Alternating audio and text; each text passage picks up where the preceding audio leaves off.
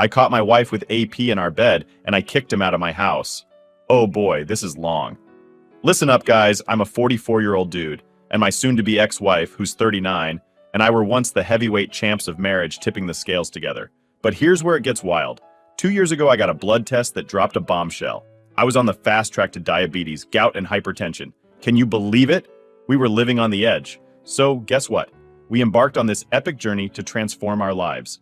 I shed a jaw-dropping 32 kilos, going from 117 to 85 kilograms, while my wife, let's call her Jane, went from 83 to a jaw-dropping 65 kilograms. We became the ultimate power couple of fitness, defying the odds. And guess what? I dodged those deadly diseases like a ninja. It's a jaw-dropping tale of survival against all odds. We attended to a gym almost daily in the afternoon, where AP worked as a coach. Let's call him Baldy. When my wife started getting in shape, I noticed most guys turned to see her. I felt so proud of her. She's fairly busty, and she has magnificent legs. Of course, Baldy wasn't the exception. I noticed Baldy likes to check women's butt. I've seen him doing it several times, and he likes to show off how ripped he is. When Jane and I were regulars at the gym, I noticed she was enjoying the attention she got from men. Once we were using the elliptical machines. In front of them, there is a cable machine. Baldy took off his t-shirt and started doing crossovers. I turned to Jane with my face of, "Can you believe this guy?" But she was staring at him and she wet her lips. I saw Baldy and I swear he was grinning. I felt crushed. I mean, I was getting in shape, but I'm not as muscular and fit as he is. When we were driving home, I made a comment about Baldy showing off and Jane said, "Really? I didn't notice." I told her, "You were staring." She said, "I don't remember. I must have been thinking about something else."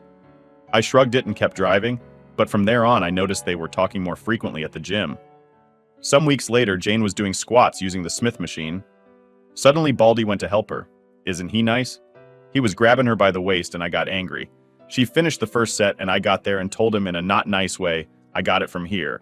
Baldy just simmered and told me, "No prob, buddy." He calls everybody buddy, and walked off.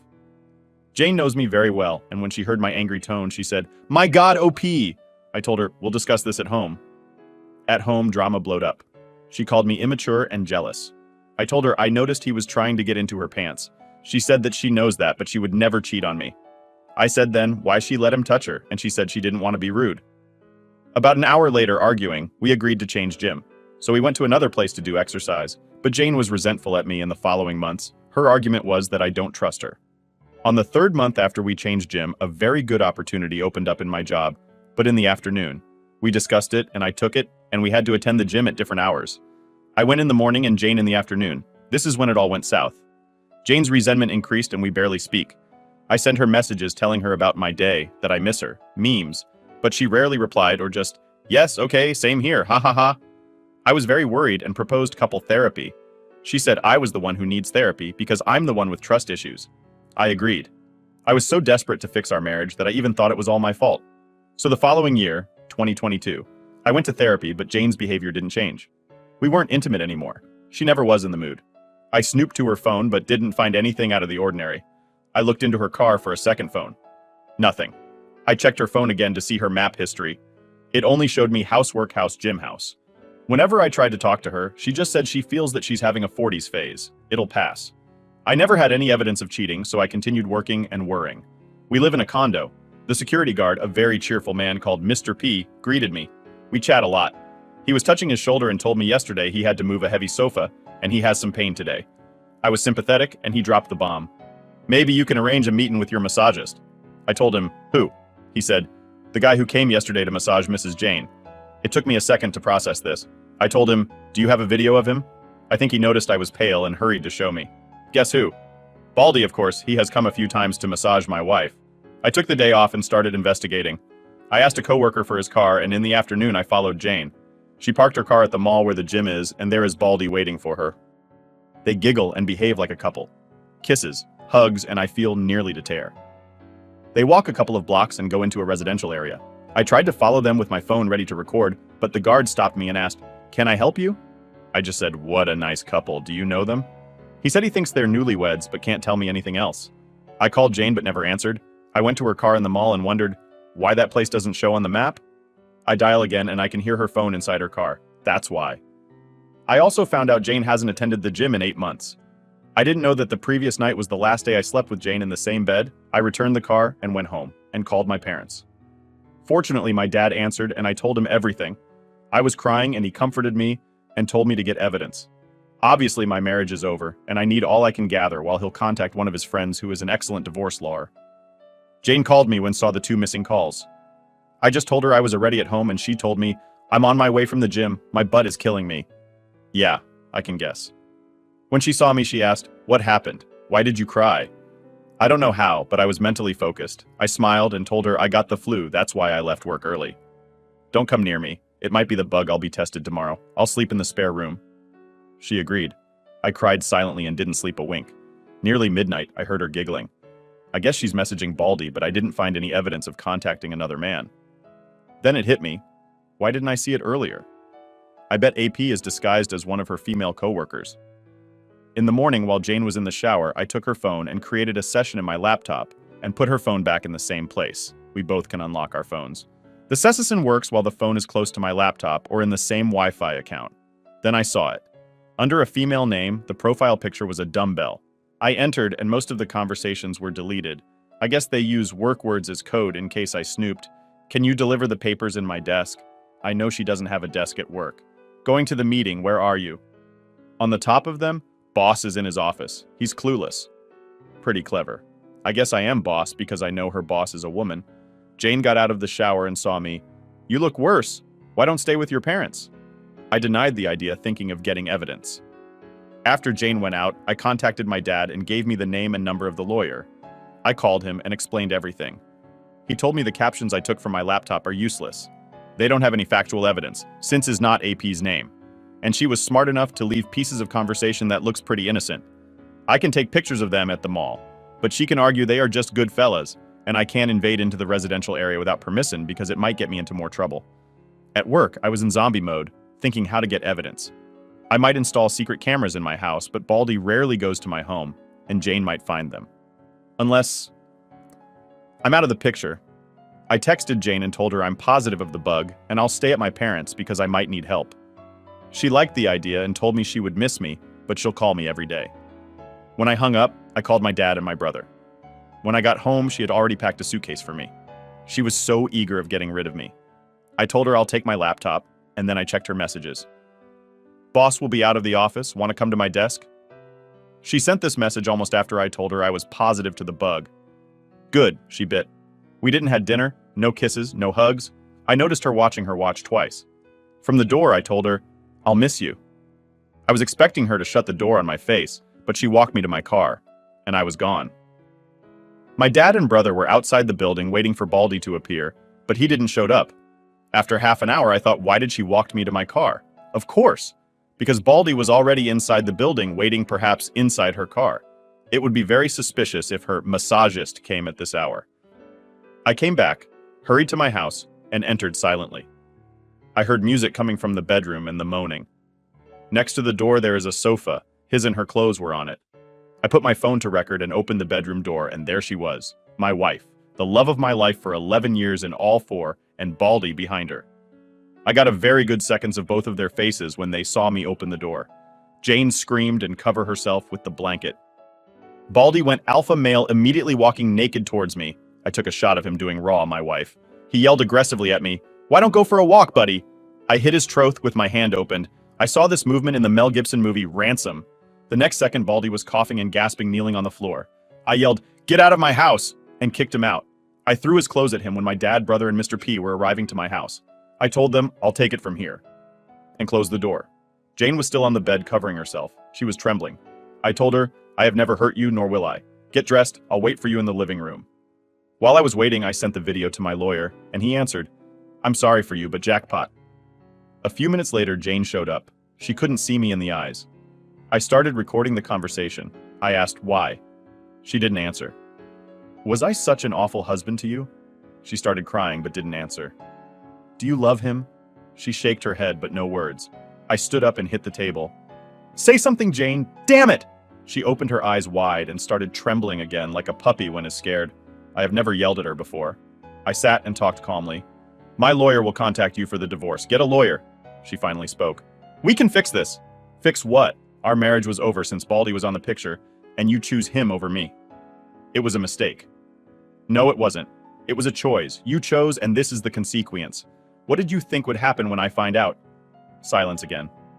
Go to your sisters and tell her the truth, or I will show her the video. She went to the bedroom and started packing. I followed her and watched. Since 2 days ago, I was trying to convince myself my wife is long gone. The person who I shared my house with is not my wife. But seeing her, putting her clothes inside the suitcase neatly, with her gracious movements and those little things I love of her, hit me hard. I went to the spare room and started ugly crying. I heard when she closed the main door.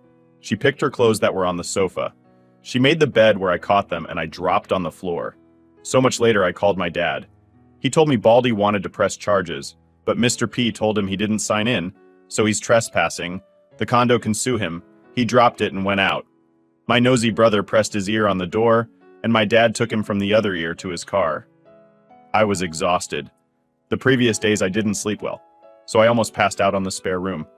Next morning, my phone had a lot of Jane's messages apologizing and asking for a second chance. I just blocked her.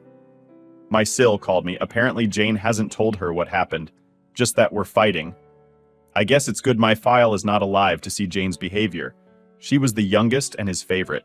Emile has senile dementia. All this happened a week ago. Next week, Jane is going to be served.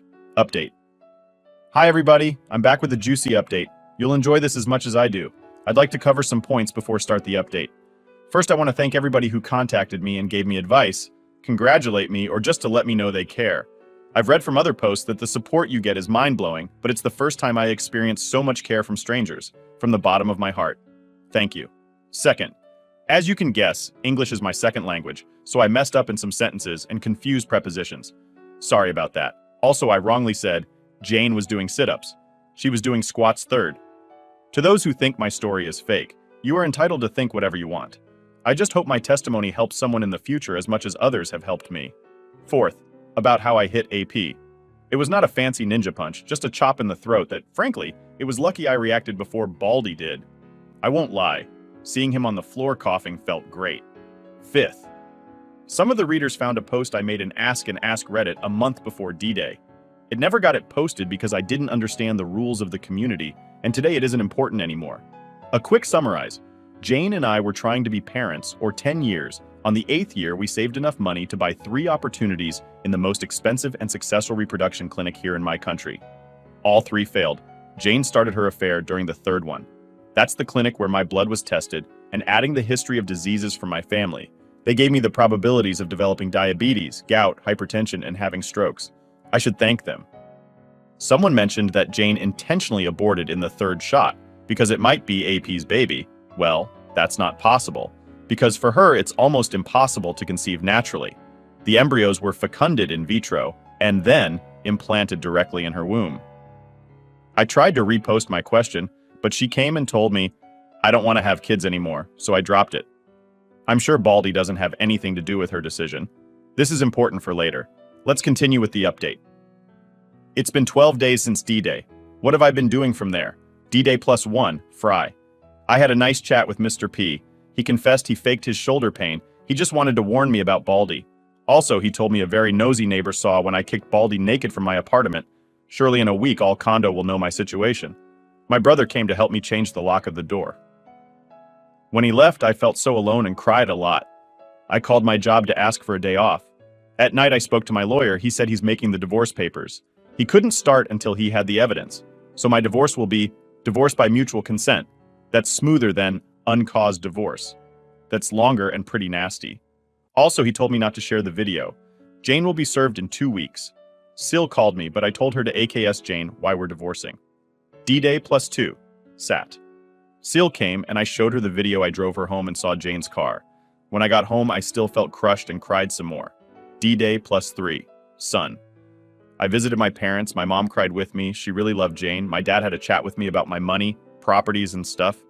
When I returned home, Mr. P told me Jane and Baldy showed up.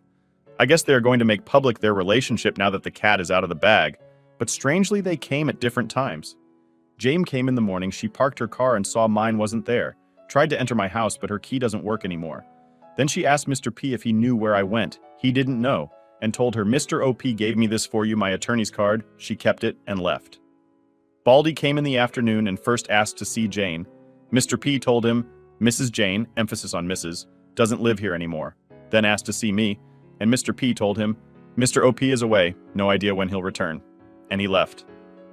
I guess they both are not in contact yet. I wanted to ask about Jane. Is she sad?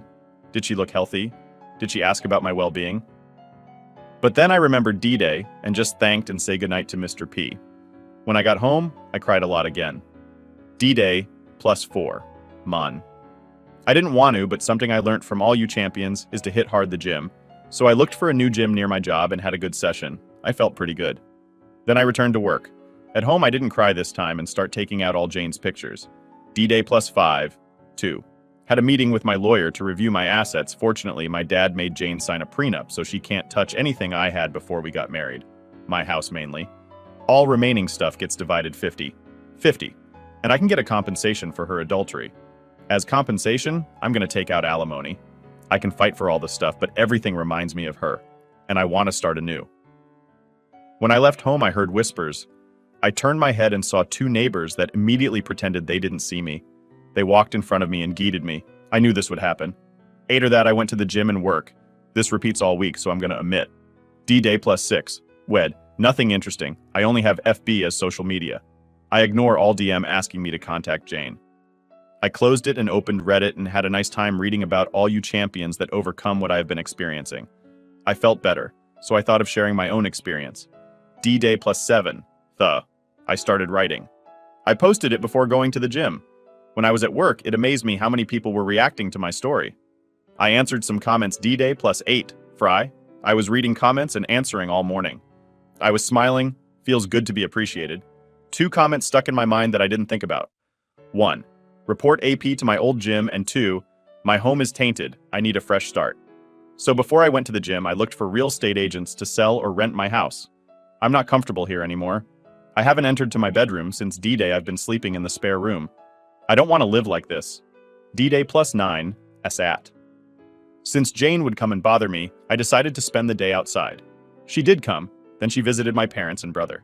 They just texted me, Jane came. I answered, thank you, I don't want to talk about her yet. D-Day +10. Son. I spend the day with my parents. We visited a town 2 hours from the city and had a blast. I don't know if Jane came. My dad told me not to sell my house, but to rent it. I agree and went home. When I got home, Mr. P told me Baldy came in the afternoon and alone again. He asked for me, but Mr. P told him I'm away. He left without a word. D-Day +11. Mon. Yesterday, Monday morning, I went to my old gym. I was not sure if I'd meet Baldy. He worked in the afternoon, but he was screwing my wife in the afternoon, so I thought he's changed his shift. He was nowhere. I asked to talk to Frank, the gym owner. While I was waiting for him, I met an old janitor I used to chat with. He told me to say hi to Miss Jane. I guess my new normal is to tell everybody we split up. I smiled at him. Frank finally received me. I asked about Baldy. He told me Monday is his day off. He asked for more hours, and now he works from Tuesday to Sunday in the morning. Then I explained the reason of my visit. He listened carefully until I finished, and finally showed him the video. He stayed silent and thinking. He said, "You're not gonna like this." I just thought, what now? Frank called the receptionist to bring Harry, another coach and Baldy's friend. He has a big beard. Frank asked him to tell me about Baldy's girlfriend. Fasten your seatbelts, this is good. According to Harry, Baldy is heads over heels for Jane, and Frank confirmed it. He told me Baldy had many complaints, especially from female members, but for the last months he has changed. No complaints, and he's very professional to all members. And Harry told me something that made my jaw drop. Baldy is trying to marry Jane by baby-trapping her.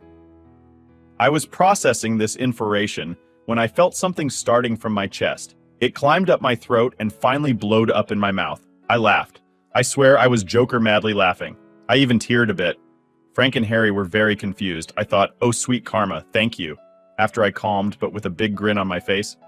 Harry asked what was going on, and Frank explained, this is Baldy's girlfriend's husband. Harry made a shocked face. Oh man, this is bad. This is really messed up. Harry left. Next, we discussed about firing Baldy. Frank said he has to report the situation to the Coach Association, not real name. And he surely has to fire him because Jane was a gym member, or Frank's gym could have legal repercussions. About his license as coach. I need to make a legal document explaining Baldy is the reason of my divorce, the key number of my divorce case, and the video. My attorney will give the video to the Coach Association's attorney. I can't share it. Baldy will lose his license from that association, but he can go to another association and apply for another license. It'd take months, though. I asked if Baldy can appeal. Frank said he might, but it would be a waste of energy. The association does not tolerate such conduct. Also, he doesn't have the money to pay for somebody who represents him. That reminded me of the residential area where he entered with Jane. I thought Baldy was wealthy. Frank brought his face closer to me. What residential area? I showed on the Maps app. You tailed them to this place? I did, on D-Day -1 inch. Frank got angry. That's where my late father's house is. After Frank's father passed away, he inherited the house. All the equipment that's obsolete or needs repair goes to that house. He lent Baldy the key to go and keep some stuff occasionally, but he does not have permission to stay there. He surely has a copy of the key and he might be living there illegally. He's going to investigate this further. I'll be easy since there are tons of cameras in that place. I was leaving the gym when I heard Mr. OP, wait! It was Harry. He told me he was sorry about what's happening. Baldy never told him who was his girlfriend. He just said that he met her at XXX Mall. I thanked him and took a step towards the exit. He rushed. Can you tell me what happened? I told him, pretty much what you heard. He was screwing my wife and now I'm divorcing her. Another step. What will happen to Baldy? That depends on Frank and the Coach Association. I tried to take another step. But how are you handling it? Okay, now this is strange. I stared at Harry and remembered Baldy went to my house twice. I said, you called Baldy and he's on his way here, right? You were just buying time. Am I wrong? He made a guilty face. Please, Mr. OP, talk to him. He's really desperate. He was crying yesterday. His your wife, isn't returning his calls. Tell me, why should I care if he's rotting in hell? I'll be here with you so you don't be scared. I laughed. Scared of that weakling? He didn't told you I kicked him out of my house naked, right? Harry didn't believe me. Fine, let's see what he wants. I saw there are cameras where we were talking and sat in front of a table in the reception. I don't think Baldy is stupid enough to attack me, but who knows? Besides, I'm really curious about what he wants. He came running 10 minutes later and saw me waiting for him. He extended his hand. I crossed my arms and left him with the hand hanging. What the hell you want? I looked angrily directly to his eyes. He sat in front of me. Listen, buddy. Stop right there. We're not buddies. Mr. S, the janitor, is my buddy. You are not. He seemed apologetic. Okay, my bad. I want to say I'm sorry for everything. I never wanted to hurt you, and I really care about Jane. Well, you just said 3 lies to my face. You are not sorry, you did mean to destroy my life, and you just care about yourself. He changed from apologetic to annoyed. Okay, whatever, man. Just tell me where Jane is. Last time I saw her was when I kicked her cheating ass out of my house after I kicked you out naked. I know Harry was listening. Baldy's face changed color to red. That was a cheap shot. I should sue you. As far as I know, you entered my home illegally and perhaps you were raping my wife. I have videos of you getting out, but you didn't sign in. He changed again. Okay, I'm sorry. Tell me what you want from me. Please tell Jane I need to speak to her. In that moment, Frank came in a rush. I guess he saw through the cameras that Baldy showed up. Everything okay here? Everything is fine, Frank. I was just telling this sissy what I want. I stand up and talk close to Baldy's face. What I want is what is coming for you, what you deserve, what the law has prepared for you. I want to crush your dreams just like you did with mine. You want kids? Guess what? You won't and you will never have. Baldy said, what's that supposed to? But Frank asked him to see him in his office. Harry looked impressed. He grabbed Baldy's arm and pulled him. Dude, you're in deep shit. I finally left. D-Day plus 12. 2. I feel I am ready to face Jane now. I'm still grinning while I type this. So, how have you been? TLDR. I caught my wife with our gym coach in our bed, and I know when and how it started. Update 2. Hi again. I didn't expect to update so soon, but something important has happened. I'd like to share something that my therapist told me. Do you remember I started therapy because Jane suggested I'm having trust issues? Turns out I don't have any. I'm one step to become a very gullible person. But the therapist noticed I have a lot of insecurities due to my obesity. Since I remember, I was the chubby, nerdy guy at school. Never boyfriend, always best friend. I had my first girlfriend at 18 and she dumped me a week later for a better-looking guy. I went to an engineering high school, so ladies were few. My next relationship was at my 20s with a very toxic girl who blamed me for everything, even for the rain. She really did a job on me, making me feel guilty for anything that pops in her mind. Later, I started working because my family had money problems, and I didn't have another relationship until I met Jane at university. The previous session to the last one with my therapist, we discussed my feelings about not having kids. She has helped me to get my priorities in order. Number 1, me and everything that covers myself like physical, health, gym, and eating well. Intelligence, studying, learning, mental challenges. And soul, beliefs, moral ethics. Number 2, people who lives with me, Jane. Number 3, family and friends. Number 4, work. Number 5, leisure and entertainment. Last session was about Jane. The therapist asked about my plans. I told her I will divorce Jane. She told me it is normal I'm in such distress because my priority too is crumbling. I will have to pass for similar stages of grieving death: denial, anger, bargaining, depression, and acceptance. I had to Google them because I forgot them. I am in the bargaining stage because I'm thinking a lot of what ifs, e.g., what if she really is remorseful?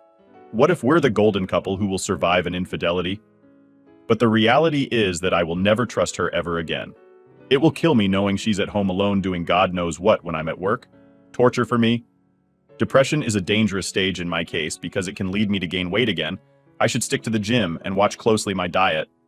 Hope this info helps people who are grieving. Now the update: I've been very busy. I applied for a promotion at job. I could have taken it long time ago, but it demands lots of traveling. I feel it will help me heal to be away. Also, I've been looking for a new place to live and I found one small apartment perfect for me. I've already paid 3 months of rent in advance. I'll move as soon as possible. I haven't seen Jane since D-Day or Baldy since that Monday when I am sure he was fired. On the bright side, one of my neighbors, a lady in her 50s, meet me in the condo's elevator. She told me she hasn't seen Jane lately. I told her we're slipping apart. And then she happens to remember she's having a dinner and her single niece is coming for a few days and I'm invited. It took me by surprise. Looks like I'm in the market again.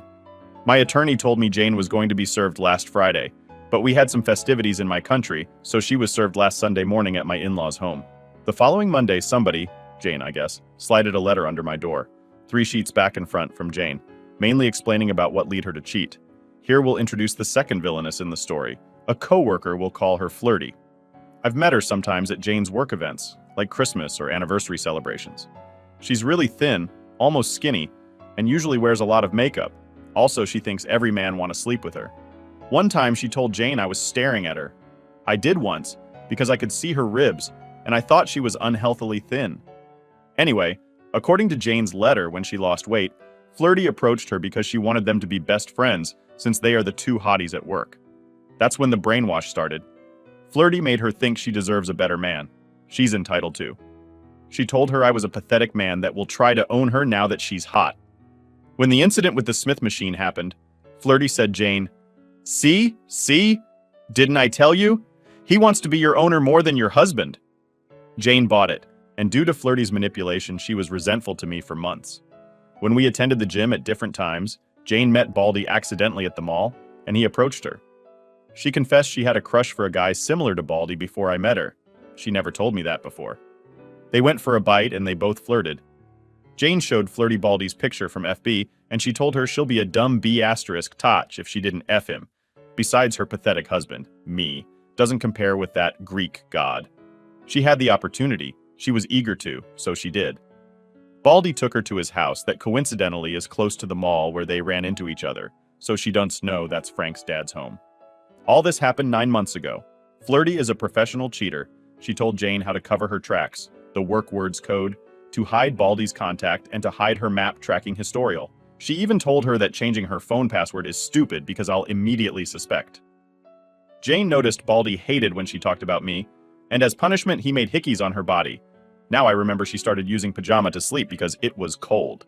He used to trash me, but she never played along. Meanwhile, Flirty used to tell her that she's entitled to this romance and I deserve being cheated on because I'm a beta. During those months, she says she liked the feeling of danger. The thrill and the sex with Baldy was good, but it also hurt her seeing me struggle trying to be a better husband and knowing she was the reason of my pain. It was easier to ignore me and continue with the pleasure Baldy gave her. D-Day arrives. I completely blindsided her. She thought I was clueless. I'm going to write this part just like she wrote it. I was in shock, and I covered myself with the blanket by pure instinct. When I reacted, I saw you pushing and kicking Baldy out of the room and the house. When I heard you closing the door and coming back, I didn't know what to say. I have never seen you this angry before. Then you said, I have never hurt you, nor will I. That's true. In the years we've known each other, you have never hurt me. Not even when we found out that it's my fault that we can't have children. After that, she heard me crying in the spare room. She wanted to comfort me, but how could she? In the main door, we have a mirror to check ourselves before going out. She looked at herself, but she couldn't bear the look. When she entered her car, she cried and told herself, "What have I done?" Baldy called her that night, but she blocked him. She arrived at Sael's house at about midnight, 2 hours later after the drama. Her house is around 40 mins from mine. She was scared of telling CL what happened because she's older, and she has a very strong character. Next day, she told Flirty what had happened. Flirty told her she should be happy that she got rid of me. I'm going to copy this part too. J. And then what? F. Babe, you are free. You can have sex with Baldy or any guy you want, J. And then F. I don't follow you, J. What will happen when I'm tired of having sex with a bunch of guys? Then you can decide which one date seriously, J. And then what? I don't know, get married, I suppose, J. But I already had a marriage, but it was with OP. He's a loser. I bet Baldy is 100 times better than him. J. No, that's not true. He gave me a good life. Don't settle for so little. You can have a better man. Then they proceed to have a big fight in front of the coworkers. She can't recall it well, but she remembers swearing and yelling at her. Flirty told her that any guy hotter than me is better than me. I don't get what she has against me. But Jane realized what she destroyed. She was inconsolable, and her boss let her go home early. The next day is when I showed SIL the video. Jane was babysitting Sile's twins. After I drove her home, SIL asked Jane to help her going to do some errands, just the two of them. That was a lie. They parked at a park, and she demanded to know what was happening in her head to cheat on me. Jane cried and told her, I don't know. Sil confessed she was envious of our marriage. 11 years and not a huge fight. We both looked happy. She couldn't believe her little sister was capable of such thing. Jane was there for Sael when her ex-husband left her for another woman. Jane asked her not to kick her out, but Sael told her she can stay after all. That house belongs to both of them, but she let her know she's very disappointed and she will side me if I ever need her help. Jane understood. Next Sunday, Jane came to apologize, but I was not home. When she received my attorney's card, she called, and my attorney confirmed I hired him. She knew I was really going to divorce her. So she went to her new home and wrote a confession and sent it to everybody we both know. I started receiving messages and phone calls the following week, but I didn't want to read or answer. Now I've read some of the DM, and it's what she said. Most of them want to comfort me. One of her cousins said it takes guts to confess, so I should give her a try. The following week, she tried to distract herself with work, but it seems everybody now knows she cheated. If you are unfaithful in my country, people see you like an easy woman. So female coworkers don't talk to her, particularly Flirty, and male coworkers are annoyingly friendly to her. She asked to be relocated, but it'll take months. So she quit her job the following Friday. She has a good amount of savings. We had our finances separated, and since I was the big earner, I paid for almost everything. Next day, she was looking for me in her words, to beg me take her back. She came here, but when she saw I wasn't home, she went to my parents. My dad refused to speak to her, but my mom was sympathetic and told her that she's sorry about all this. But her son, me, is really hurt, and asked them not to talk about her anymore. Jane understood, but then went to my brothers. He told her, OP is not here, and frankly, I don't want to talk to you, and closed the door in front of her face. She came back to her new house very sad. All last week, she has been reflecting about her actions, and she's been really depressed realizing how much damage she has done to our relationship, to her family and mine, and all for meaningless pleasure coming from a douchebag that, in her words, believes vaccines are just a pharmacy scam and believes in astrology. Yeah, Baldy is heavily tattooed. He has a Taurus sign on his arm. Sil suggested her to go to therapy. I don't blame her. If my brother were in the same situation, I'd be very disappointed, but I'd try to make him re-aze what is wrong with him. She finally went to therapy, and her therapist suggested writing me this letter and come clean to me. So she says all written in the letter is true. She swears on her life if I take her back, there will be no spouse in the history of humanity more grateful, loyal, and honest than her. She suggests total access to her social media, that I already had. She will always answer my calls no matter the situation, and to never have friends that I don't approve. There are more things about family and friends that I don't think it's important to share. Besides, it needs a lot of context. Finally, she pleads to meet me and let her apologize properly to my face. In her words, sorry doesn't start to describe what I'm feeling right now. What do I think of this letter? The things I can confirm is that she hasn't contacted Baldy until that Monday when he was fired and she confessed to family and friends. The rest could be partially true, also I'm sure it's been sweetened. For example, she does not mention when she called me jealous and immature. She does not mention letting Baldy do her raw, and she let him finish inside. She can give me all her passwords, but she lied to my face and gaslighted me for 9 months, according to her, and she was very good at it, besides I don't want to be her jailer. As I said, I will never trust her ever again. Whenever I see her face, I'll also see Baldy's nape in front of her. I will not be her second option, nor will be a doormat. I haven't replied yet, but I think I'll see her next weekend. TLDR. Jane, send me a letter. This is what she wrote and my reaction. Update 3. Hi champions, I'm back. Thank you all who contacted me. I've been silent because I needed time to reflect, and I finally got it. Thank you very much. It's been some very rough days. For those who want to know, I did met Jane. No, I didn't answer her letter. It was by a dumb mistake I made. I'll explain. A few days after my last post, I had an anxiety attack due to the stress I had bottled up, according to my therapist. My life had a 180 change and my mind hadn't had time to adjust. It was my first time having this kind of episodes. I thought I was having a stroke. Tachycardia, sweating, and panic clouded my judgment. My coworkers dialed to emergency, and an ambulance came for me. If I hadn't been so scared, I'd have enjoyed the ride. I was so very sure at any moment I'd croak. The paramedic repeated to me, "Mister, you are having a panic attack. Everything is going to be fine." I tried to focus on his words, but I couldn't. My only thoughts were, I'm going to die. At the hospital, they sedated me, and I started to feel better and sleepy. I could answer questions. The doctor asked for my name, my age, what day was it. I could answer correctly until I passed out. When I woke up, guess who was next to me? Jane. I forgot to take out her name and number from my emergency contact. I was very confused due to the drugs. I smiled at her and said, "Jane?" She was sitting reading a book, and when she heard me, she jumped off her seat and approached me. She had tears in her eyes and told me, "Hello, my love, you really scared us." That's when everything came back to me. I stopped smiling and asked, "What are you doing here?" I tried to sit, but my body felt numb and clumsy. She shushed me and told me, "Take it easy, no sudden movements. I'll get the doctor." She kissed my forehead and left. I wanted to evade the kiss, but also my reflexes were numb. That kiss felt so familiar, but I know it has been more than a year since she kissed me with sincere love. While she was gone, I saw around me. I was in a big room with other 6 beds, 4 of them with a patient's. They all separated by curtains to have privacy. I also noticed I wasn't wearing my clothes, but a hospital robe. A few minutes later, she came back with the doctor. I had slept for 26 hours. The doctor explained all about the anxiety attack I suffered. He asked me if I stopped taking any meds, but Jane and I answered almost at the same time, "I don't, he doesn't take any meds." I hate how well she knows me. The doctor told me the episode comes from a heavy stress or a sudden change in my life, or both. I glanced at Jane, but she hid her eyes. He ordered some days off to reflect and get some therapy.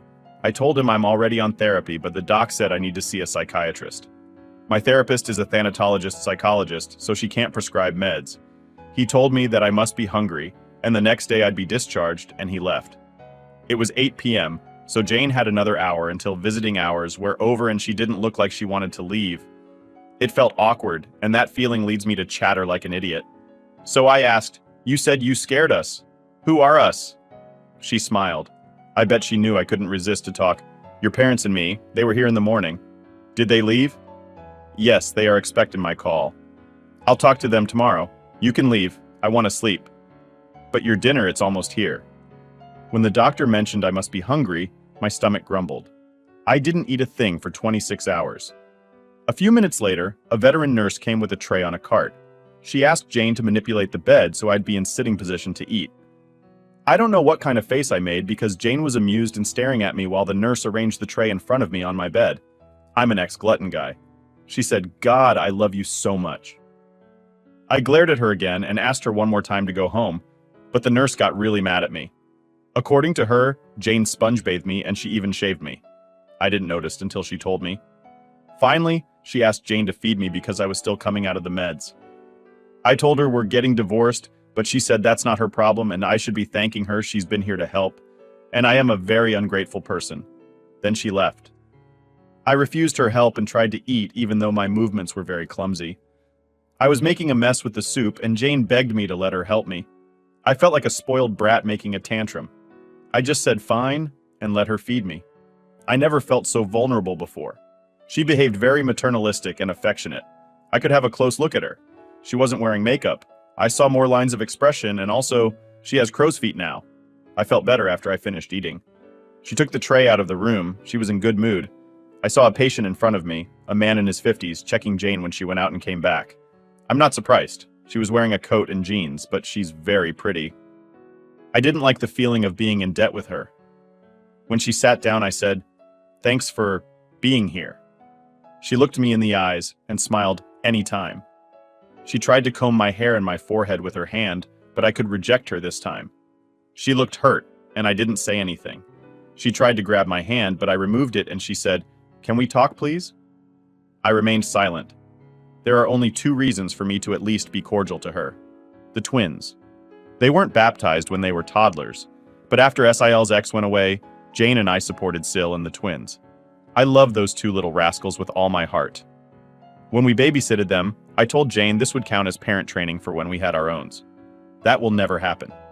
Sil asked us to be their godparents, and I teared with emotion. They are the closest thing I have to a daughter and a son. I know Jane loves them too, and I don't want any drama near my godson and goddaughter, and I miss them so much. I haven't seen them since about a week before D-Day. Also, I haven't spoken to them because I was avoiding Jane. So I told her, "Okay, let's talk. In the condo, I'll contact you soon." She offered to take me home the next day, when I get discharged. I told her no, I'll ask my parents to come for me and I'll see her again in the condo. I wanted to talk to my parents. She noticed I was looking for my clothes. She opened a cabinet next to my bed and gave me my phone.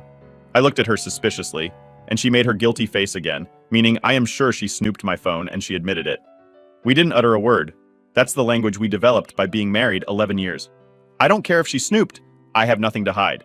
I texted my parents, and they called almost immediately. While I was talking to them, the same old nurse told Jane visiting hours were over. She wanted to say goodbye, but I ignored her. She whispered to my ear, "I know you keep your word. I'll wait for you to contact me. I love you." She kissed my hair and left. I do keep my word. My father always told me, a man is worth as much as his word. I asked my parents if they knew what happened after I passed out. According to them, one of my coworkers showed up in the hospital to give information about my medical secure. That's when the staff saw the emergency contact, and they called Jane. Sil contacted them after the hospital called. When Jane came, she met my coworker and he left. Jane was waiting for the doctor assigned to me when my parents arrived. My dad was very cordial to her and asked what she knew. After a while, waiting, a nurse called out, "Relatives of patient OP." They stood up and the nurse guided them to the doctor. They've already tested my blood and told them I'm physically healthy. My anxiety attack stems from a psychological aspect. The doctor asked for Jane to see me because she's the emergency contact. She promised my parents to call them after seeing me. When she came back, she was surprised my parents were still there waiting. She gave them a ride to their home while she told them she helped the nurses to undress me and put the hospital robe on. They didn't talk about our divorce. My parents thanked her for the ride and agreed to visit in the morning, and she'd switch in the afternoon around 1 p.m. Also, I called SIL to thank her for calling my parents. Luckily, my godchildren were still up and I could speak to them.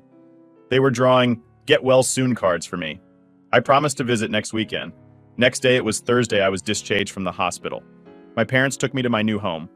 A week before my panic attack, I started moving to my new place. I took my personal belongings. Everything else will stay in the condo. I'll rent it as fully furniturished. Luckily, there are 3 universities nearby. I know there are students who would kill for a place like mine. I've already bought the basic furniture, a refrigerator, a stove. I have to learn to cook my meals from now on. A bed, a table with chairs and a desk, cleaning tools. I felt thrilled for the first time. I can call this little apartment my own place. I bought a nice warm jacket for Mr. P. I gave it to him, thanked for his help, and told him I'll visit from time to time. I didn't attend to my neighbor's dinner. I don't feel like dating yet. I think I need more therapy and do some more healing. At my new home, I reflected about my goals meeting Jane. I concluded I need closure, understand her actions, make her understand there is no possible reconciliation, and end up things amicably. I'll divorce her and move on. But I don't want to lose my in-laws, my sweet and incoherent Mill, my stubborn and strong Sil and her twins who I love. I don't want to miss their birthdays and future achievements. I want to be at least cordial to Jane. At job, my boss gave me 5 days off starting the next week. I didn't want to stay in, so I went to the beach. It really helped me to be away from everything and rest. I realized I do love my wife, but the chubby one. The one who got excited when Pizza Fridays arrived. The one who I married 11 years ago. The one who supported my dreams and hopes. The one who hugged me when life got rough. I don't know what happened to her. Did vanity kill her? Horniness? No idea, but I loved my wife deeply, and the one who betrayed me is not my wife. Update 4. Finally, I saw my godchildren. Sil took them to a park, and I met them there. We four had a great day. Last weekend, I met Jane. It was pretty much as I expected, pleading and lost of crying on both sides. Surprisingly, she didn't blame me. She admitted it was all on her. When she snooped my phone, she saw I moved from the condo, my Reddit posts, so she knows everything I know, and more important to her, that I'm not dating. Before the meeting, I had another session with my therapist and discussed my anxiety attack and the talk I'll have with Jane. She told me the best way to move on is following the next steps. 1. Hit rock bottom. 2. Identify and take control of your emotions. 3. Focus on self-improvement. 4. Take a break, literally. 5. Be constructive. Most of you champions told me to keep in check my emotions.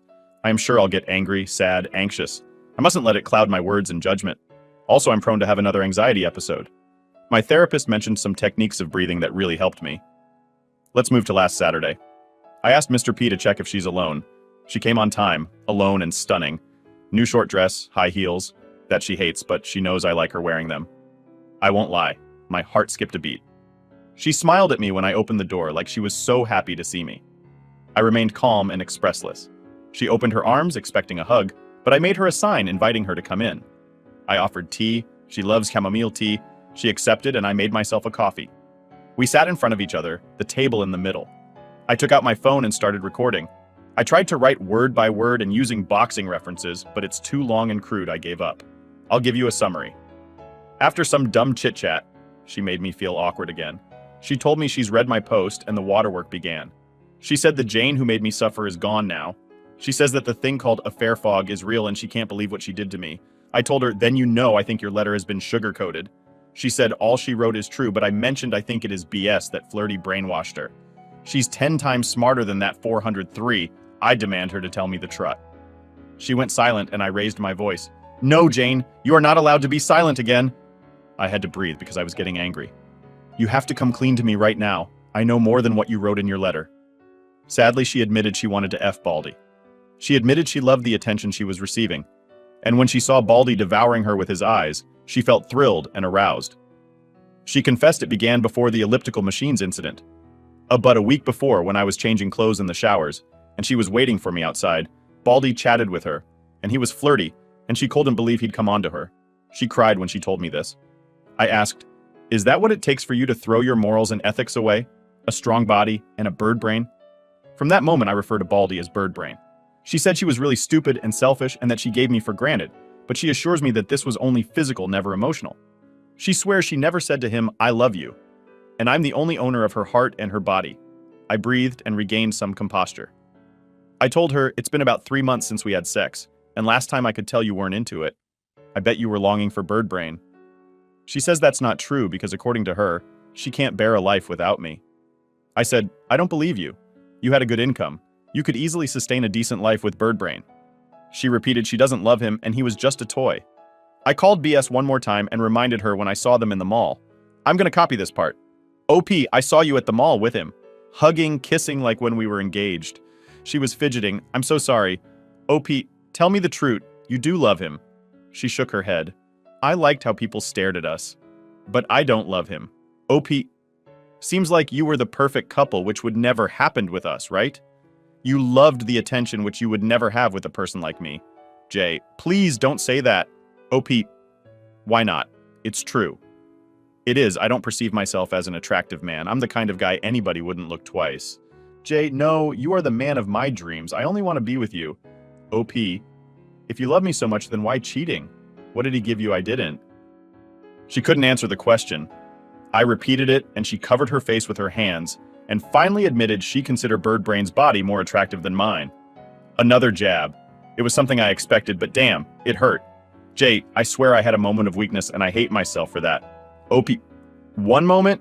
I yelled again. That moment lasted 9 months, crying again. It went out of control. OP, 9 months. 9 fucking months of disrespect and lies. Tell me, how could I trust you ever again? Was Bird Brain the only one? What will happen when the next douchebag steps in front of you? You were very good at lying and hiding your cheating. Now she looked desperate.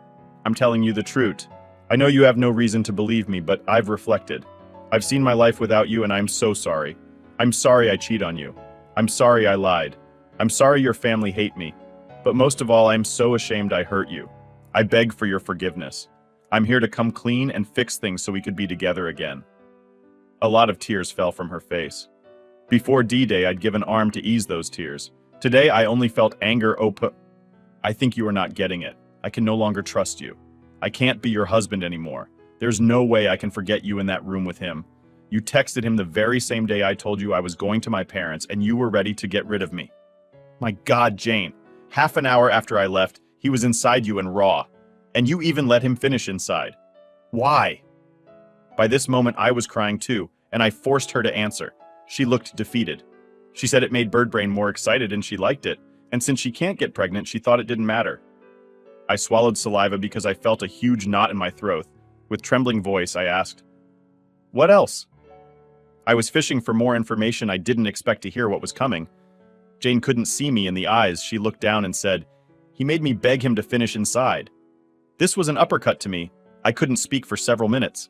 This is when I hit rock bottom. We both cried, and Jane only said, "Forgive me, forgive me." She tried to grab my hand, but I removed it. Then she told me the first time Birdbrain finished inside was the first time she denied intimacy to me.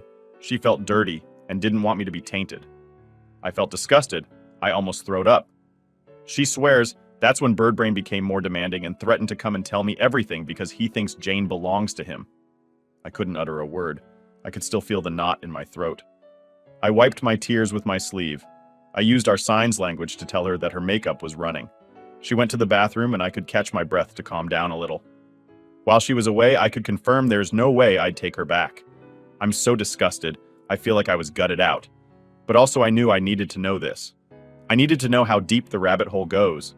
I don't want to carry this anger and confusion anymore. When she came back from the bathroom, I told her I can't go on. I need space and time. She said she understood. Before she left, she asked me if I will ever forgive her. I told her I don't know, but I appreciate her honesty. She hugged me. I didn't return the hug. She cried and I could feel her tears wetting my neck. She swore in the name of my late father-in-law, who was her hero. She will never cheat on me ever again, that she has gone NC with Birdbrain, she called him Birdbrain herself, and to devote her life to us, to our marriage. She even proposed to gain weight again, so I'd be sure she's committed to me. I told her she's saying nonsenses. We both made a big effort to lose weight. But she says therapy made her realize she's a narcissist and an attention junkie. I gave her a key copy of the condo to get all her stuff. She finally left. I thought I'd cry a lot, but strangely I had a feeling of relief. It feels like my mind is telling me, now you can move on. I lay down and reflected a lot. I even skipped a meal. In my mind, I finally accepted the love of my life is gone. I guess I got my closure. Update 5. Hi again, champions. Thank you all for your DMs and comments asking for an update. Sorry to tell you depression has kicked in. Let me walk you through. Several things have happened in the last months. But today, February 17th, my divorce is complete. I'm a single man again. First, let's go back to October 2022. At last, I had a good peek of my life as single man. I've been going to my parents' house to learn to cook. I like cooking a lot. Last weekend, I made bread myself. It was kinda ugly, but delicious. I'll practice a lot to bake a cake for my godchildren for their B-Day next March. Also, I noticed I'm very intolerant towards cheating topics. Have you seen the sitcom The Office? It used to crack me up. But now that I saw the cheating and gaslighting, it stopped being funny to me, even if they try to hide it as romance.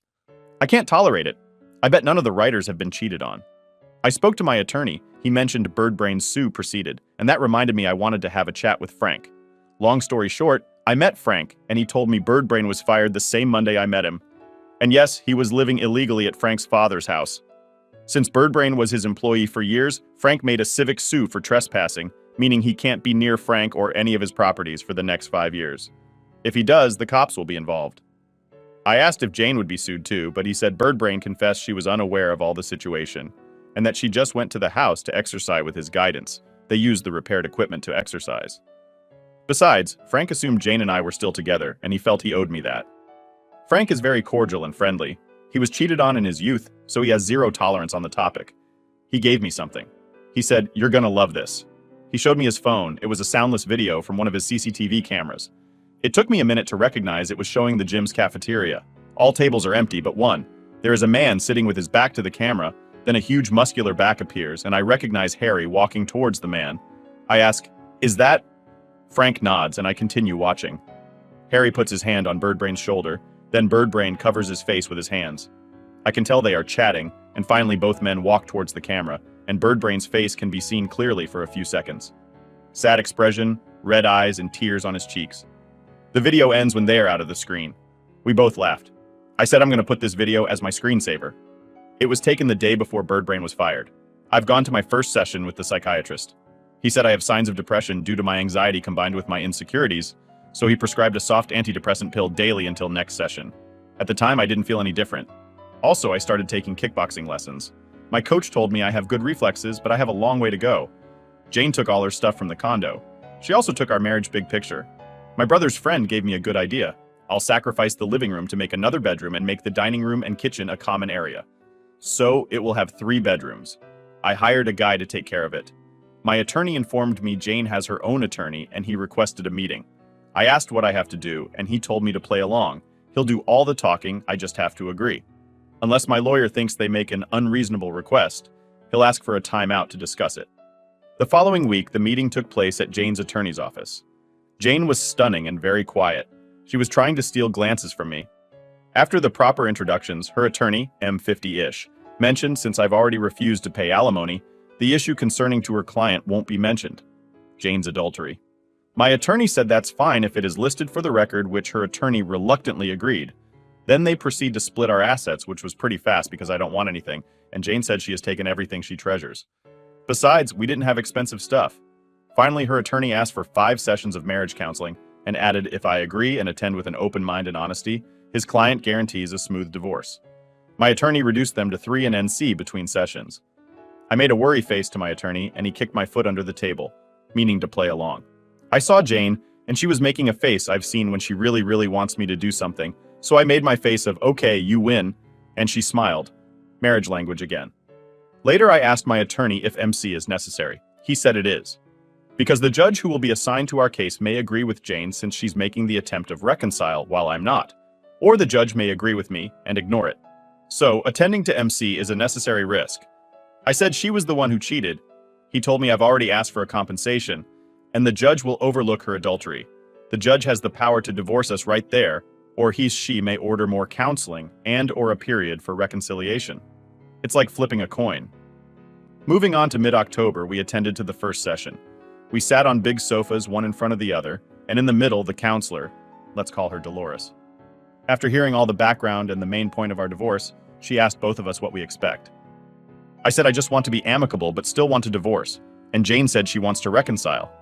She asked for Jane's opinion about my goal, and she said she doesn't want to divorce.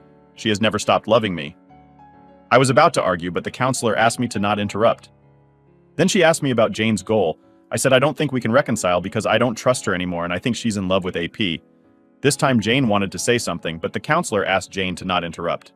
Then asked me why I think that. I mentioned the gaslighting, how she was giggling the day before D-Day and how eager she was to get rid of me on D-Day. It was Jane's turn to talk. She swears she does not love Birdbrain. She has never told him I love you because she doesn't. She barely spoke to him during the day even though he was constantly sending messages to her. She assures me she doesn't know important stuff like his B-Day, but she confessed she liked the thrill, the secrecy, the staring from other people. She wanted to show me from her phone she wasn't talking to Birdbrain that night. I said her phone is useless because she used to delete conversations. Dolores mentioned there are apps that can recover deleted messages. I said, oh yeah? But Jane was silent and I could see she was thinking very fast. Dolores and I stared at her and she was making nervous movements. I said, will you give me your phone? Jane looked like she wanted to argue but kept silent.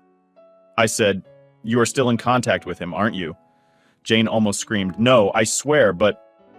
She was hesitant about giving me her phone, and finally she gave it to me and said, please remember the Jane who texted is not me anymore.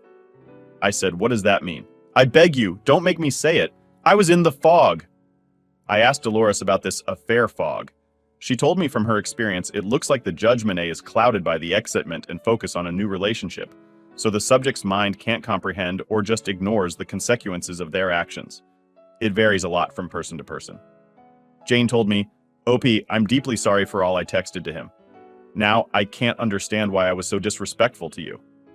At that moment, I wasn't sure I'd want to know what she meant. If she trashed me like Birdbrain did, it would be a massive blow to me.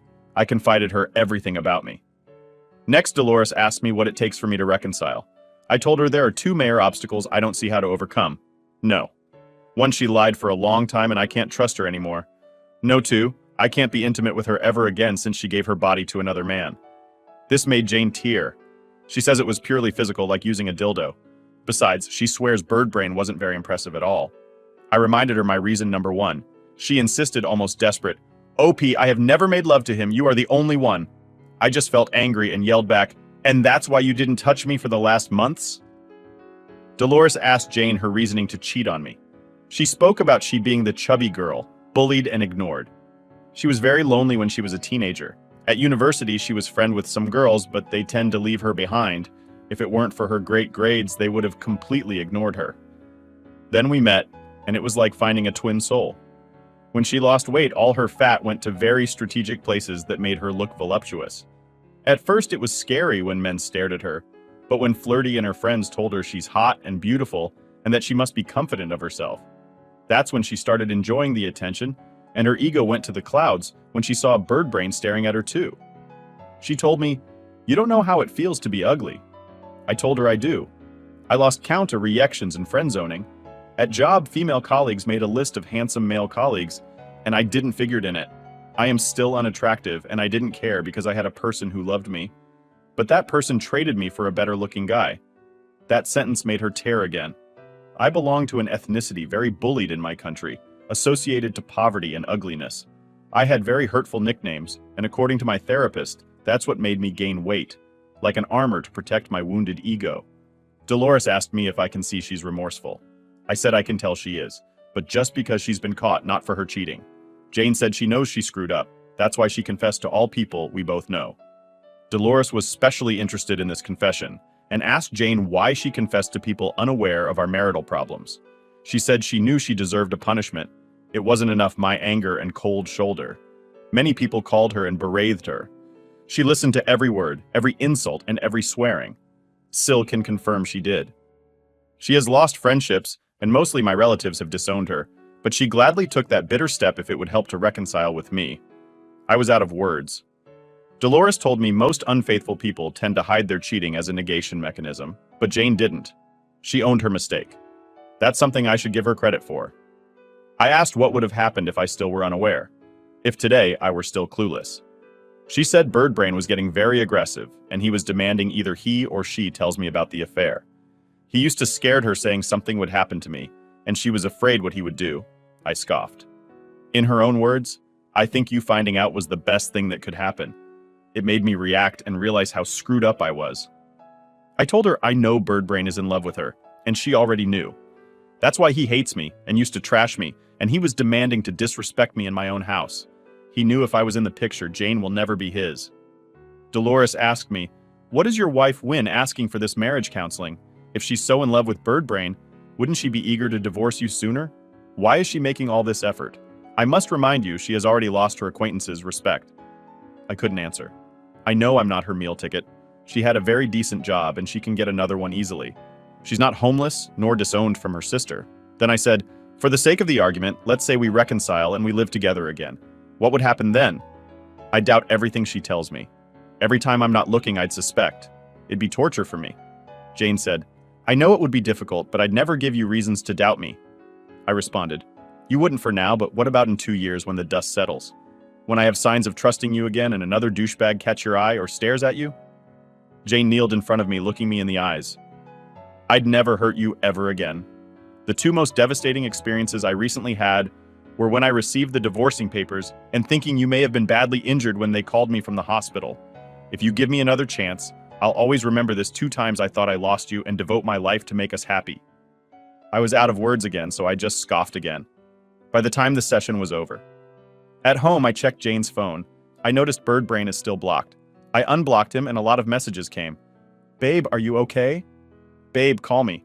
Babe, I'll go to your house to check on you unless you call me first. Babe, where are you?" I bought an app to recover deleted messages. I was very nervous. I got most of the earlier messages back.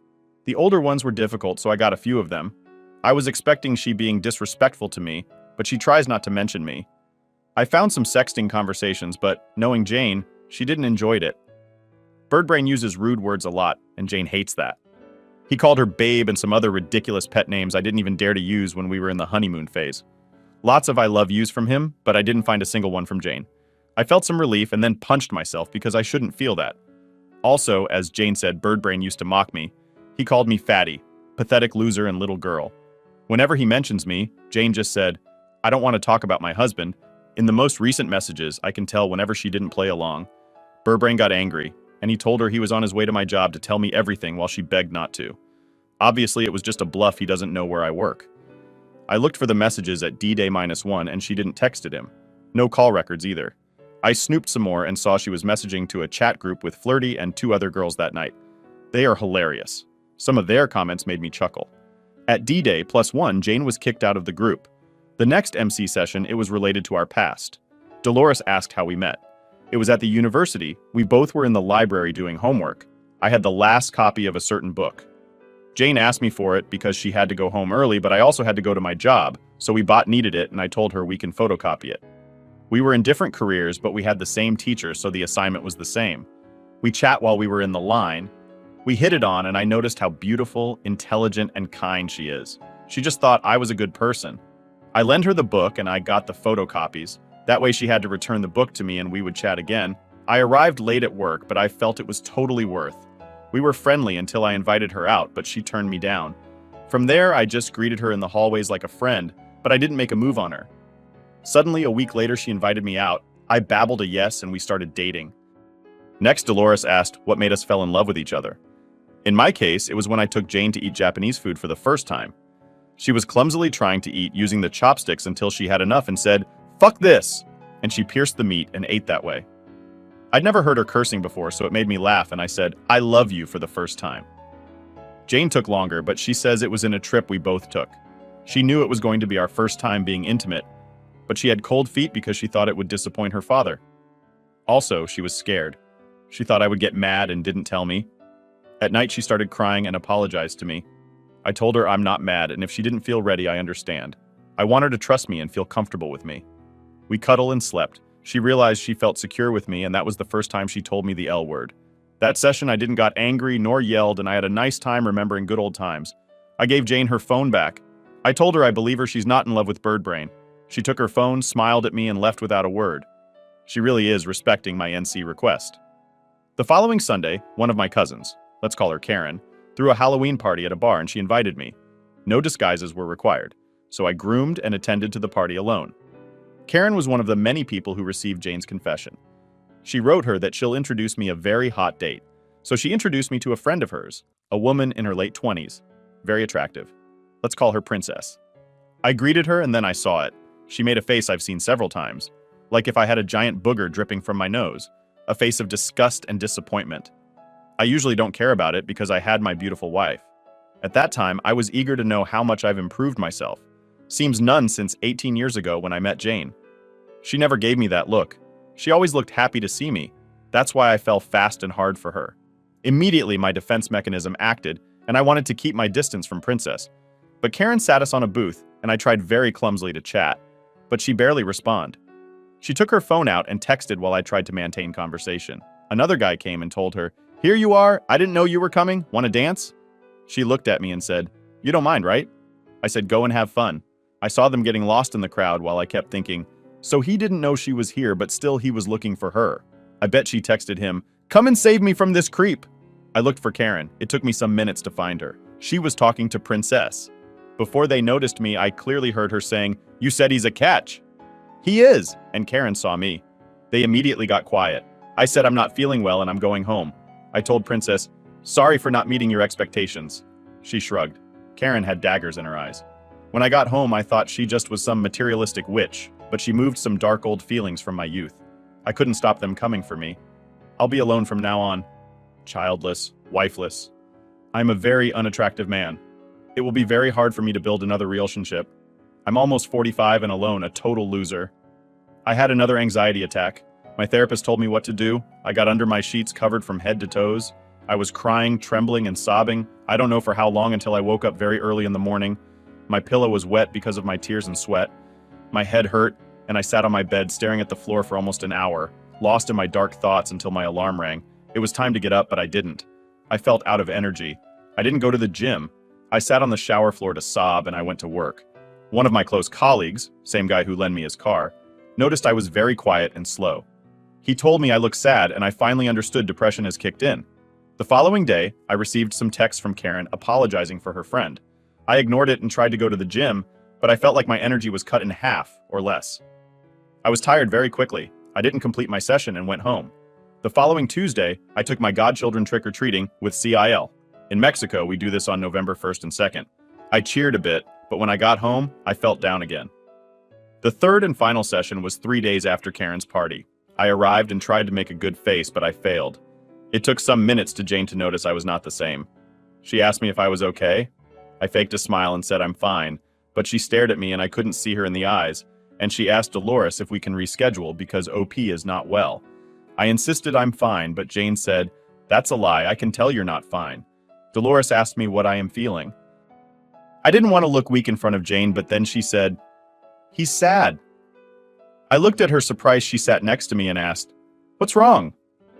She grabbed my hand and this time I didn't reject her. I just saw her big, beautiful brown eyes scanning my soul. I'm ashamed to admit I started to sob. I put my elbows on my knees and teared a bit. Jane caressed my back and I regained some composure. My nose was running and my eyes were red. I went to the restroom and wet my face. When I returned and sat next to Jane, I saw she had tears on her face, and Dolores asked me the reason of my sadness. Jane said with trembling voice it was her fault. I agreed to be honest and told her it's not because of her. My insecurities are giving me a rough time. Jane stopped crying and grabbed my face with both of her hands and placed it in front of hers, nose to nose. She said, "OP, I really hate when you say you are unattractive." Yeah, I've whined to her about this in the past, especially when I felt I was losing her. Then she started enumerating the things she likes about me. She also added, "When I undressed you at the hospital and you were only in your underwear, the nurses and I thought, hubba hubba." That's the best translation I could find. That made me chuckle, and I did feel better. I can see you are in better shape than I remember. I did lose another 4 kg when all this drama started, but also I lost some muscle due to lack of sleep and appetite. I glanced at Dolores. She was silent the whole time staring at us. She said, "You both still can work on a new marriage. Your previous marriage is done, but a new concept could work for both of you. That is my advice if you want to take it." Jane loved the idea. I said I'm not sure about that, and I'll discuss it with my lawyer and my therapist. The rest of the session we talked about our life so far individually. I didn't know Jane got another job in a different company, doing the same thing she did in the previous one, and she's still on therapy. I mentioned I'm learning to cook and trying to focus on my mental health. She asked us the good points and bad points of being separated. I mentioned I am busier and it helps me to go on. I didn't mention sometime I miss my wife, but Jane did. She said she hates being alone and not in her house with her husband, who she loves dearly, and she pressed my hand. I hadn't noticed we were sitting next to each other, and she was still holding my hand. I'm sorry to admit, in that moment of darkness, her warm touch felt like a pure ray of light. The session was over. Dolores signed the documents given by our attorneys. We walked together and I took her to her car, still unsure about my feelings to her. She asked me if the NC request was over. I told her, I guess. Then she asked me if we can have a date for my birthday, mids of November. When she saw my face of worrying, she hurried to say it was only a dinner. She just wanted us to chat like the good old times. I agreed, but asked for no kisses and no excessive touching. We agreed to meet 2 weeks later, one day before my B-day. Meanwhile, I asked for NC again. Update 6. Hi champions, I'm back with the final update. I appreciate everyone in here. It is because of you that today I have high hopes in my future. Thanks to all of you anonymous strangers who dedicate time for all the hurt souls and lead them to heal. This kind of club sucks, but in the shared pain, we find truly kind individuals who give us a hand just because they've met the same pain. Thank you very much. After meeting Jane and scheduled a date for our date, I was very confused about my feelings. I had to read my own testimony to remind myself what she did to me, but it was like a different person wrote it. I myself was thinking her cheating was not so bad, also she's remorseful. I saw again her video with bird brain. I wanted to get angry, but I just felt empty. I turned to some of you guys to give me advice through DMs and learned that also exists something called the reconciliation fog. This makes us do the pick-me dance to forgive cheaters and excuse their actions, my case. I was deep into this fog due to my depression and low self-esteem. Fortunately, I had 2 weeks before my date with Jane. First, I had a meeting with my attorney. He said it was a bad idea, that I should only meet with both attorneys present. I told him it was important to me, It was going to be my litmus test.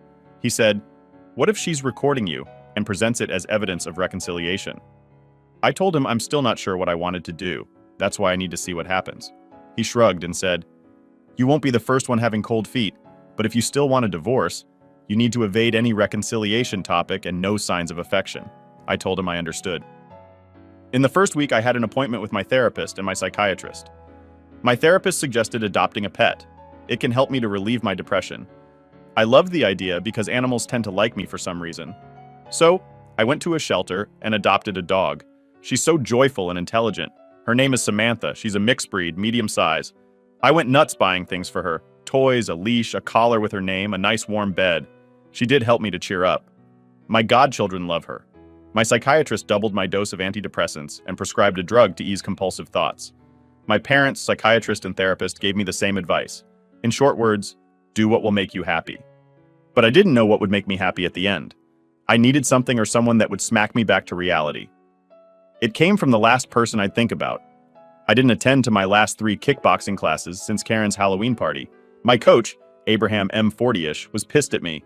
He met me at the showers to scold me when saw I was down and asked, "Is everything all right?" I said, "Not really." I started telling him about my depression.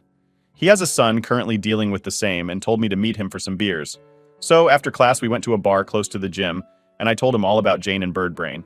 He was absolutely disgusted and told me basically everything you all champions have. I spoke about my feelings, and he shut me down and said, "Speak up your mind." I was unsure what to say, and he repeated, "What is on your mind? I don't care about feelings. Tell me what you want." I opened my mouth like a fish out of the water but didn't answer. He seemed exasperated about me and added, "You really need to man up." He told me to come earlier to the gym the following day. He paid for the drinks and told me, "You're going to be born again." The next day I arrived 1 hour earlier. Abraham was expecting me. He gave me sparring gear and told me to meet him at the ring. I have never sparred before. I sometimes practiced using a sandbag, but that was it. Abraham told me to punch him. I threw a punch and he almost laughed at me. He said, "Is this all you've got?" I felt I was blushing. There were some other students watching at us, and I'm the oldest person there. I tried again, and Abraham easily blocked me and pushed me back. I tripped and fell on my butt. He said, "Your determination is weak." He helped me to stand up and repeated, "Man up."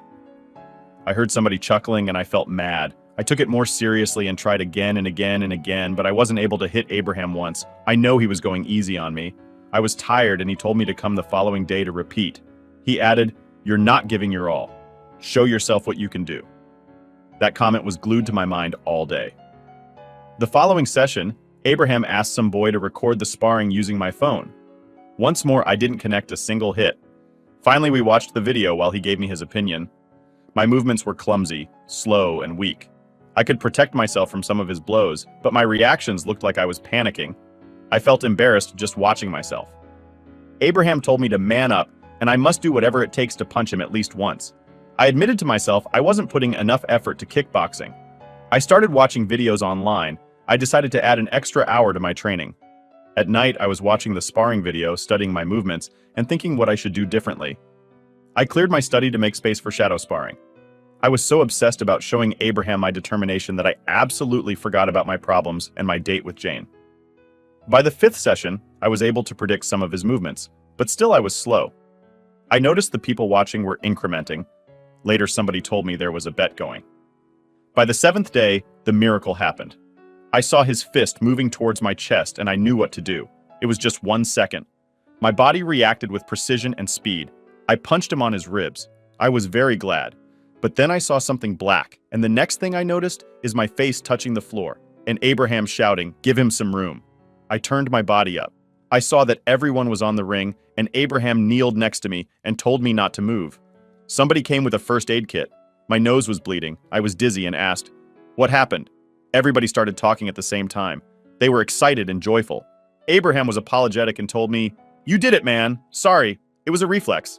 The kid who usually takes video of us showed me the moment I punched him. Abraham reacted and punched me back on the face, and I passed out for about 5 seconds. It took me 1 week to connect a single punch on him. I joined the kids and shouted, "Hell yeah!" I was euphoric. Somebody helped me to stand up while I felt some palms on my back. I was smiling, and Abraham asked, "I'll repeat my question. What do you want?" I yelled, "I want to be stronger. I want to be the best version of myself." What about your wife? I made an angry face. She betrayed me. She doesn't deserve me. He smiled and raised my hand like if I had won the match. We all yelled. I know it was just a punch. I finally connected, but Abraham knew I needed this victory more than any therapy, medicament, or advice, because since then my confusion, sadness, doubts, all disappeared. Welcome to the last stage of acceptance. The following days I put much more effort into my training, and I took a series of decisions the old me would think more than once or ask for Jane's opinion. I'll change my look, my car. I'll do things I didn't do because of fear. Learning to dance, to play a musical instrument. And I'll have my first tattoo. Jane texted me the day before our date. I told her the place and time, and she added, "Don't be late." I felt so much confident about myself. We met at her favorite restaurant at lunchtime. She was breathtaking as always. I was kind of plain. Jacket, t-shirt, jeans, and hikers. I think she felt very confident on herself. I just smirked and started recording with my phone. We were amicable, my emotions on check. I didn't feel any anger nor rage like last time we met. It felt like when you speak to an old friend and everything is purely platonic, at least from my side. She asked about my sadness. I told her I feel so much better now, which surprised her. She asked what triggered my insecurities, and I told her about all princess drama. She was mad as my cousin Karen was. She mentioned she will never be ready to see me with another partner. I told her I'm ending a messy relationship with my crazy wife. I referred to her as a third person in the past. She caught what I meant. A very smart idea from one of you champions. Then she told me she sounds like a slut. You should get away from her. We laughed. God, how I missed these conversations with her. Before Birdbrain, we could chat for hours. Then she told me one of my coworkers contacted her and asked her out. I laughed. I've seen that weasel secretly staring at attractive women or girls. I wouldn't be surprised if he has stared at Jane. She turned him down and he got mad. I asked about Flirty. Do you know what's her problem with me? She says she doesn't know, but her theory is that she dislikes my ethnicity, and she can't stand I have better studies and salary than hers. I'm at least 2 levels above her. Also, Jane discovered Flirty is dating seriously 2 guys, whatever that means to her. We talked about Birdbrain. He called Jane from another number to convince her to run away with him. She swore she didn't spoke, she just listened and cut the call eventually. He's gone to another state. I said some nasty things about him. She was amazed how liar he is and completely agreed with me that he's a loser douchebag. She asked about the time he and I met. She read it in my post. I told her that seeing him so apologetic gave me confidence. Also, I was pissed, so it was easy for me to threaten him. She pleaded me to repeat the scene, and I did. I told her exactly as I recall what I said and how I said it. She had her eyes opened wide and she wet her freaking lips. She told me she had goosebumps. She's never seen me so aggressive before. Also, she repeated she liked me more. Then she got all flirty with me and asked if I want to go stuffing the muffin. Our euphemism for being intimate, again closest translation. This was it, the moment I was waiting for. Jane was bringing her face closer to kiss me. I didn't have the time to think, but I felt it again, the anger and resentment. My body reacted and pulled my face away. I made an angry face and told her in a deep voice that stopped her immediately, "No." She apologized profusely. I smiled again and told her that we should leave. It was late and I must walk Sammy. I paid for the meal. She didn't bring her car and asked me to take her to my home. I guess she was sure we were going to spend the night together. I was reluctant, but I wanted to push myself into the situation just to say no again. When we were in front of my apartment, we could hear Samantha whining and scratching the door. Before I entered, Jane got all serious and said, "OP, will you ever forgive your wife?" I already did. Then why won't you take her back? Because I will never forget what she did, and I can't trust her. She made a sad face, but then asked, "What about me? Would you take me instead?" I smiled and said, "What are you talking about? We're friends." She looked offended. "Are you friend-zoning me?" "I guess so, dude," and punched softly her shoulder. I thought she would look even more offended, but instead her eyes sparkled and had big smile. "You finally touched me." That was a surprise for me. Since D-Day, I haven't voluntarily touched her. She took a step towards me. "Can I hug you, please?" "Sure." She practically jumped on me. It felt so familiar. Her voluptuous body that strangely fits perfectly between my arms and chest. Her perfume and her long wavy hair tickling my nose. I hugged her back and she pleaded, "Let's get back together." I told her, "No, Jane, we are going to divorce." She broke the hug and stared at my face. I guess she thought I was joking, but I wasn't. She didn't take it well. She was sure we were going to reconcile and made a scene in front of my apartment. I tried to calm her down, but she was protesting and yelling. She hugged me tight like if I was about to disappear. She was begging and telling me she has changed. She will make me happy, and she would do anything for me. And the tears started. I felt sad for her. I don't hate Jane. She was my best and only friend for so long, and we both have amazing memories together, but she made a big mistake, and as consequence, I fall out of love. I saw a nosy neighbor peeking from his apartment, and I guided Jane inside my house. Sammy was curious about her. I didn't have any tea to offer, so I warmed some soy milk while Jane sobbed and petted Sammy. I sat in front of her. The milk helped her to calm. She asked me, "Do you still love me?" Just as the good friend you have been to me all these years. Not as a partner. Not anymore. She yelled, "Why not?" "I've changed, Jane. I feel different now. I finished mourning our marriage." She got mad and said I was being cruel. I said I was being realistic. What I said in MC was my honest truth. I can no longer trust her ever again. And I will never forget her face when I caught her on D-Day. She shattered my trust and destroyed my love for her. She hit the table and called stupid B herself and cursed Birdbrain. She admitted she didn't know what she had until she lost it. She gave me for granted. Then she made some proposals like granting her a period of reconciliation, opening our marriage on my side, and/or to being FWB. I told her she's being unreasonable. She asked me what I want from her. I told her I want her to be happy with whoever she chooses, and I will move on and be happy on my own. She asked if there is another woman in my life. I told her, not yet, but someday. She covered her face with her hands. Sammy was sitting next to her and put her paw on her leg. I realized it was time to walk Sammy, around 10 p.m. Jane came with me. She was very quiet, walking by my side. When we were at the dog park, I took Sammy's leash off and she ran, sniffed, and rolled over the dry grass. She loves that. Jane sat next to me and finally spoke. "I'll never find love again." "Yes, you will. There are a lot of fish in the pond."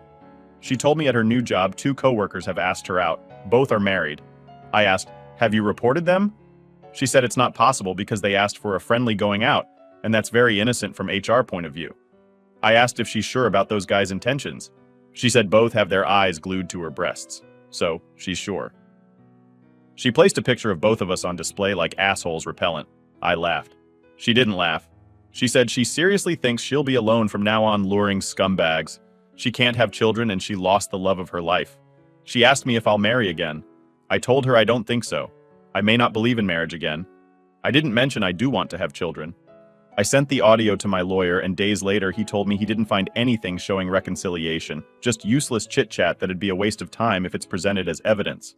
Besides, it was a smart move to refer Jane as a third person because it sounds like I'm not talking directly to her. On my birthday, most of my extended family texted me and called to know how I was. I went to my parents' house. My brother and his wife were already there. Jane showed up with all my in-laws. We all played, ate, and enjoyed a big tasty cake made by my mom. Best cook ever. No drama. Mill was in a good day. She felt confused, but she enjoys watching the twins play, even though she forgets they are her grandchildren. It really was a great day. When we cut the cake, I realized I had everything I wanted. My godchildren are still in my life. I forgave Jane, and my depression is almost gone. Several other things have happened since. On mid-December, I dated a single mother who tried to convince me to adopt her annoying child. That's a funny ride. If there is a place where I can post about disastrous dates, I'll tell you about it. One of my tenants wanted me to be her sugar daddy. I got my first tattoo on my shoulder. It's an Aztec eagle warrior, meaning I'm proud of my inheritance and my ethnicity. If somebody have a problem with my appearance, I'll just shrug and continue being me. I'm a decent, hardworking person. Aztec eagle warriors used to wear a helmet made of the head of a royal eagle. Royal eagles are a symbol of freedom, honesty, and strength in my country. At the end of December, Jane quit her job because one of the coworkers harassing her was a big shot at the company. HR was gaslighting her, so the smartest move was to quit. I spent Christmas with the twins and her family. She's accepting we're done, but she's annoyingly friendly to me. On January, I made a Tinder profile. One of the kickboxing guys helped me making my profile. Although I had few likes, I contacted a junior high teacher. She's witty and very funny. We started dating. Sadly, I know it's not going to last. She doesn't want children, she's a gamer, and I consider video games a waste of time. Besides, she wants me to stop practicing kickboxing because it is too violent. As you know, my divorce was over on February 17th. Jane texted me, "I know this is not the end for us." Days later, Sile told me Jane got in the depression stage. She begged me to talk to her because she does listen to me. She stopped working and she's very skinny. She used to sleep most of the day and refused to attend therapy until I talked to her. She wants me to contact her more frequently, but I told her this is precisely what is causing her depression. She has to let me go. That's it. I feel now I'm on the right path. I'm studying a lot to get the promotion, which will allow me to travel. I'm still doing great at the gym. I haven't sparred with Abraham again, but guys there ask me to help them. Finally, I got what I wanted. To be amicable with my ex, and I didn't lose my in-laws that I still consider them as my family. My godchildren love me, and I love them as my own children. I couldn't stand the thought of losing them. Because of them, I went through the rabbit hole. I went through the stages of mourning, and I got over Jane. In my country, the godparents are responsible for the kids if anything happens to mom and dad. Godparents are the second parents. To all who are mourning a marriage, don't let the bitterness get the best of you. There's light at the end of the dark tunnel. It takes time and dedication from you. Maybe not today, not tomorrow, but someday you'll get over all of this. I wish you the best, as a real rock star used to say. Bantar out.